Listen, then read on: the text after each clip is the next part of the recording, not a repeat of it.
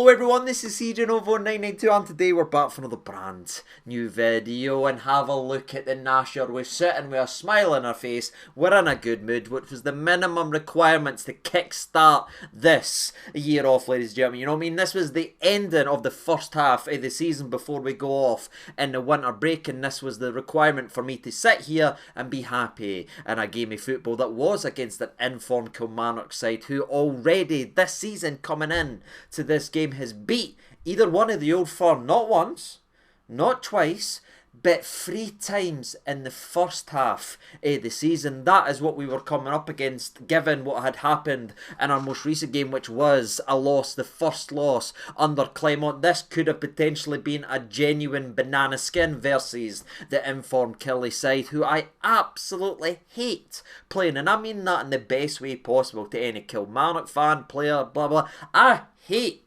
playing Kilmarnock because they always make you work for it, and after what happened in the last game I was curious to see just how much work these Rangers players wanted today, as clearly now the transfer window has opened. I mean, Lauren Shankman's already checked his phone 15 times in the opening 15 minutes post midnight on New Year's Day, ladies and gentlemen. There is people expecting to move, and I think there's people in this Rangers team, that knows they're going to be moving, as Claremont wants some of his own players and wants to move some of the players who has failed us for far too long. So I was wondering what type of game we were going to see and what is and should be the goodbye to certain players. And for me, again, I am absolutely buzzing, as it wasn't pretty, it wasn't a sexy overall performance, but again, it never was going to be versus a side like Kilmarnock. But what I saw was a disciplined side where a couple people showed they've got a future. I mean, Redvan, say what you want about the laddie and a low husband said about him, but I thought he was absolutely sensational today. I thought he was very good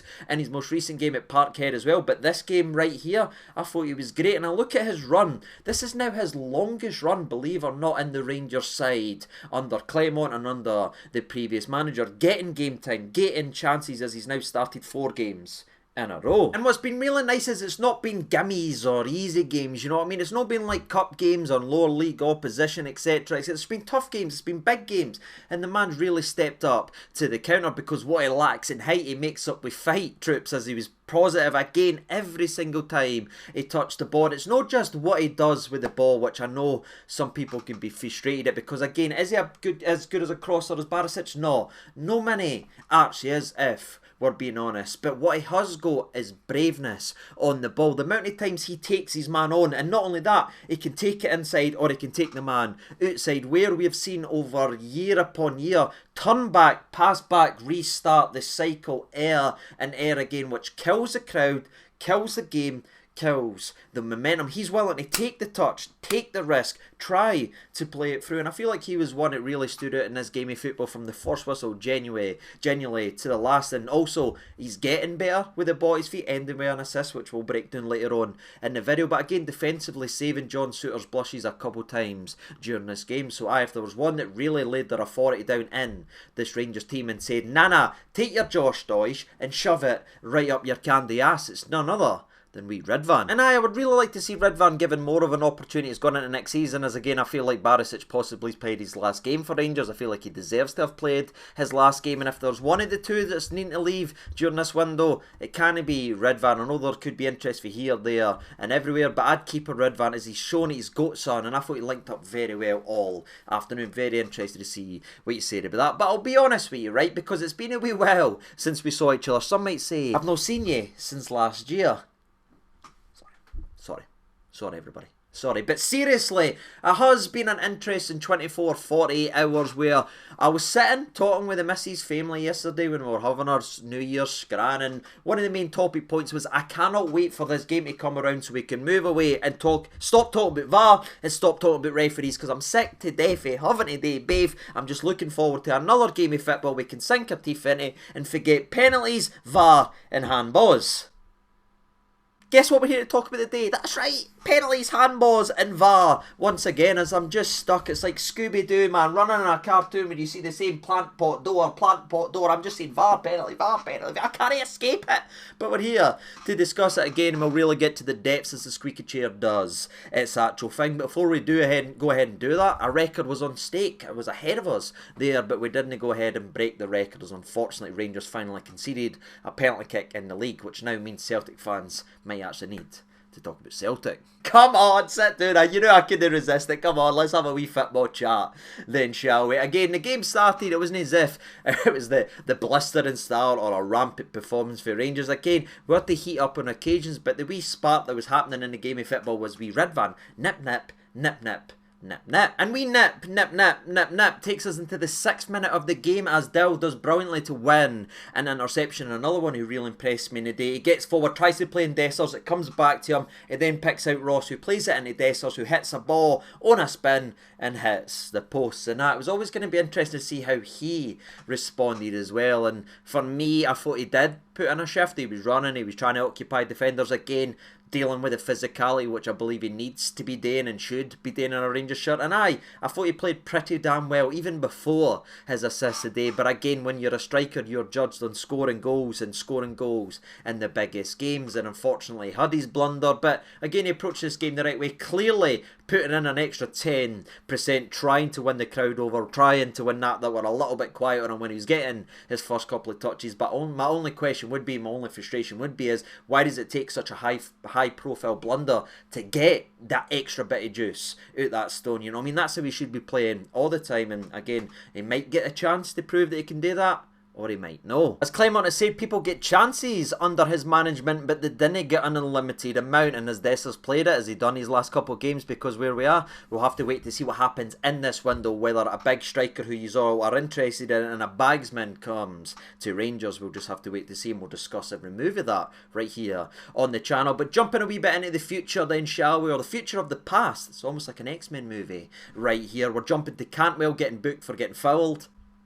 I'm not getting in it because we'd be here all day. The boy gets fouled at the edge of the box. He doesn't get the foul. He asks the referee why doesn't he get the foul. And remember, referees are untouchable, unsaleable. You can't ask some questions, just talk to them. Half-time, full-time, you can't do nothing. They're just held up to a pedestal, and that is where they are. But Cantwell gets booked, but thankfully it didn't really take his head out the game, as I thought the longer the game went on, the better he actually became. But the next big opportunity came from Goldton's right boot. It's like Tom Brady drops it right on a dime to Sima, and Sima's shot that's deflected. It's brilliantly saved by Dennis the Menace in that occasion. But where we were building and starting to look sharp, as Dowell was combining really well with Sima, and Ridvan playing nice little 1-2s, playing a ball into a dangerous area where no striker is anywhere near it. Frustratingly for us, we had another one, good build up with Ross again, Dowell heavily involved.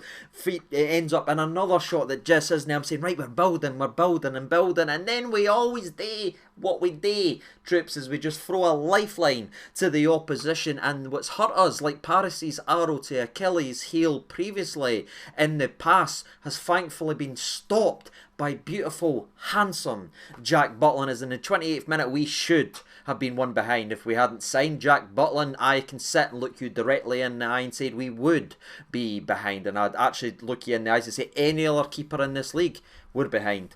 And that goes for the English Premier League as well. There's very few that stops us, in my opinion. That's how highly I rate Jack Butland. But where I give all the praise to Butland, and it's great to see he gets another big moment in a Rangers shirt, I need to talk about the Rangers defending as we're getting forward. Ridvan does well to win the ball, plays it to Cantwell. Cantwell tries to play it in the Dessers first time. It's maybe too cute for cute sake, and it ends up just being one simple pass from there as Goldson. I don't know what he's doing, man. It's like, you know what I mean? It's like me on a dance floor after a couple of Vimptos, troops. I didn't understand what he's actually trying to do here, but it leaves a massive gap. Suter's nowhere, Goldson's nowhere. They run through on goal. The first touch is great for the big striker, and he tries to place it away. But again, Jack Butland makes himself big at the exact moment, and that there gave us the platform for the rest of the game. That there is what killed us in the past. That there is what hurt us year upon year upon year. But we can't change, and we can't do it unless we add some new ideas in to that centre-back area. area. We badly need centre-backs that are going to talk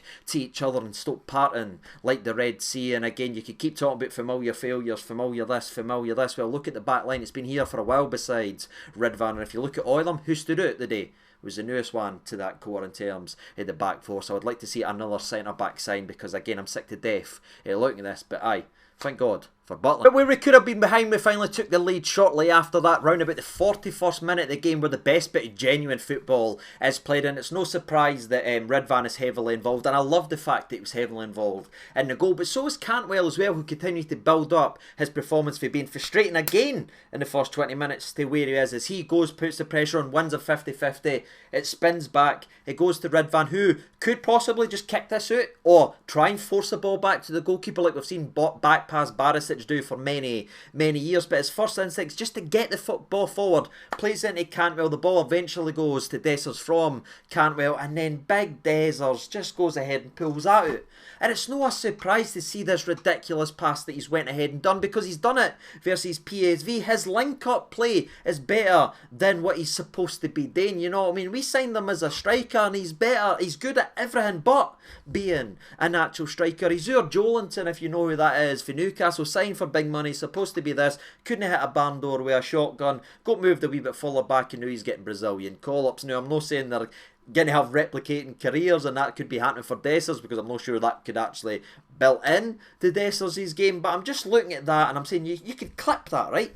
Clip that with the Real Betis goal, clip that with the through ball in PSV, and you're looking like an absolute sensational centre forward. It's just everything else, the touches, the fake shots that would make Glenn Kamara shoot. The boy is a mystery wrapped in an enigma, and I just didn't understand them. But what I do understand is that ball freed young Ross mccaulsand, who shows he's got more composure than any centre forward in a Rangers shirt. And again, he's just a young lad and he takes his goal brilliantly, and that really unleashed the tension of Rangers and broke the very impressive Kilmarnock defence. And when that was defence has been unleashed and it has been broken up a little bit, you start getting a little bit more space to start making a couple more risks. But even in saying that, the next goal is absolutely absurd, troops, as I'm going to try and replicate it, right? Ball comes in, big Sima. That's how I never made it. That's how I never made it, troops. That's it. That's how I never made it there. But anyway, he throws it up with a chest, 360 no scope. Whee! This is awkward. Whee! And he volleys it in to the back. Didn't make me laugh. I'm trying to take this serious. It's one take here. This is what we do. Spinner Rooney volleys it into the top bin, and you're sitting going, but that's Sima, and aye, he's away at the African Cup of Nations, and I think I speak for everyone, right? Putting football things and all that to one side, just speaking for the heart, I think I speak for every single Rangers fan on this planet when I say I hope Senegal doesn't qualify for the groups. But that was the first half. It ended with a quick-fire dirty double for Rangers, and it really truly killed the game, or it should have done anyway. And going into the second half, it was us having the major opportunity as Cantwell plays a wonderful ball to Big Dessers in the 48th minute. But to be fair, it's a sensational bit of defending for the Kilmarnock centre-back, as he just gets doing, well, phenomenal slide challenge, and he stops Dessers for running in and fake shotting it and probably stopping, not shooting. But aye, he doesn't know if Dessers is going to hit it or not. Great defending for him, and I'm thinking, right, there's spaces now. Kilmarnock's definitely gone for it a wee bit more. We should be hurting them. And then a ball goes down the right hand side, and there's a lengthy VAR call, and I'm sitting staring, what is that actually for? And then I see it's because his arm's here. You know what I mean? Like a chicken dinner. You know what I mean? It's just here. And it gets given. Now, say what you want, and I'm sick to death of talking about pen. I don't know what's a handball anymore, you know what I mean? For this one, I get it, right? Because it's hit his hand, and it's stopping him. That's what I said about the Astor Johnson one. That's what I've said in the one in the past. If it's no blocking his face, because I believe you can put it up to like here in the natural silhouette or whatever the hell they talk about, I get. Although that's why the Goldson one wasn't a handball, because it's literally just stopping it for hitting his dish. It's going to hit there anyway, you know what I mean? But this one, his arm comes out, his point of his elbow comes out. So if you want to give that for a penalty, fine. But can we just get a wee bit of consistency actually on it? That's all I'd say. And aye, the record has been broken as Rangers concede a penalty. Nothing I'm going to say. I'm not going to complain about it. That's a handball nowadays. That's a handball. Suter's got to be better than that. But unfortunately, he's no better than that. And aye, up steps Armstrong with a composed penalty, despite Jack Butland trying to do a wee bit of mind games as he done this. There you are. We're going to dive which way? And Armstrong just stuck it there. Do you know what I mean?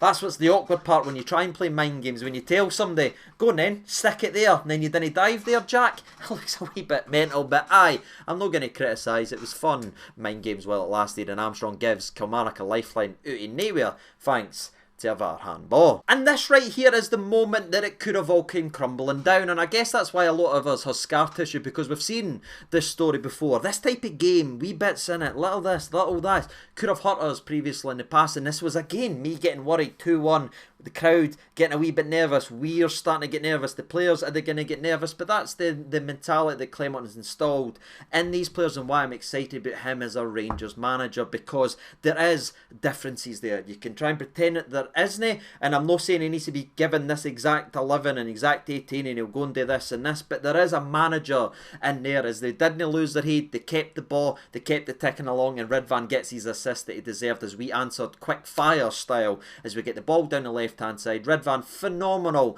low driven cross. Finally we're hitting low driven crosses, and it's nice to see someone making a front post run. By the way, again, that should be Dessers, but he's no a centre forward. Cantwell does it, and it's a brilliant little finish, and that stops any potential Kilmarnock momentum and grabs it all, and it truly was game, set and match. You usually play teams the likes of the Kilmarnocks and everything like that who does keep it really, really tight, and they do have that one chance, and when they do put the ball in the back and it either goes, they then take the momentum because the old firm either way starts to get a little bit nervous and they get themselves back into the game, or if we respond, it's usually game over, and that's what happened. The third goal killed this game stone dead, and Kilmarnock never believed they could get anywhere near it, despite John Suter allowing a ball to drop 4 times inside the box, and we Ridvan needing to bail him out at the back post. Don't know what he was doing there, but that was a little bit nervy. But we started to make some substitutions. The likes of Silva came on, great to see, positive again. He's not barely any time with the Rangers team, barely any training, because there had been rest between the first for the Old Firm game and then this one right here. So he's going to go to Spain. Very interested to see how he actually plays. But we also got to welcome back the likes of Raskin, which was massive for his football club. Some important pieces coming back in, and Dujon Sterling coming in his first instance. He just nails someone, and in the exact same move does a roulette sending the Kilmarnock keeper like that. Troops, you know what I mean? It's absolutely incredible to watch this guy continue to develop, and I then see him. I see Dowell, I see Raskin coming back in. There is good players actually there. Just back Clement and give him a couple other difference makers. Go and get that right winger. Go and get that bagsman, that genuine goal threat who has a proven track history, and go and get a centre half. That's what we really, really need. That's the 3 positions that we really need improved on in terms of this team, and I'll be very interested to see what's going to happen between now and the next time we play a domestic game, which is obviously going to be Dumbarton, I believe. Again, I know we've got friendlies and everything like that, but the next domestic game, very interested to see what the starting 11 is like. And I'll be honest, I should be seeing you in a day or two with a Rangers rumour, so look forward to that little spoiler alert. But I'll tell be very, very soon. And until then, I've been CJ992. I'd love to know what your thoughts and opinions are. And again, I hope you had a fantastic start to the new year. Aye, we're undefeated in terms of 2024. Love to see it. And we've conceded the joint most penalties in the league. It's just a disgrace, isn't it? We're refed to a completely different standard, and it's a bit of a conspiracy. But aye, until next game, until the next roundup, until whenever you check the channel back out, I've been CJ992. Thank you so much for watching. All the best, and bye-bye.